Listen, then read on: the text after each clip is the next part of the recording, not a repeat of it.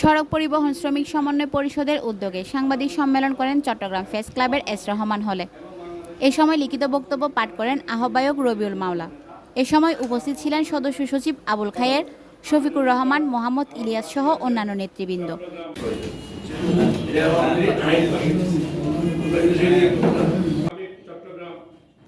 এ সময় বক্তারা আরও বলেন, সড়ক পরিবহন সেক্টরে বহিরাগত সন্ত্রাসীদের অপতৎপরতা বন্ধ, সড়কে শৃঙ্খলা প্রতিষ্ঠার লক্ষ্যে প্রশাসন, শ্রমিক সংগঠন, মালিক সংগঠনের ত্রিপাক্ষিক সিদ্ধান্ত অনুযায়ী স্বাধীনভাবে শ্রমিক কল্যাণ সার্ভিস চার্জ আদায়ে সহযোগিতা প্রদান।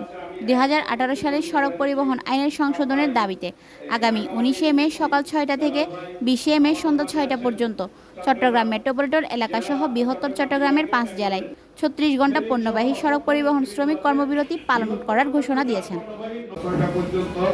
চট্টগ্রাম মেট্রোপলিটন এলাকায় সহ বৃহত্তর চট্টগ্রামের 5 জেলায় তথা চট্টগ্রাম, কক্সবাজার, রাঙ্গামাটি, বান্দরবান, খাগড়াছড়ি 34 ঘন্টা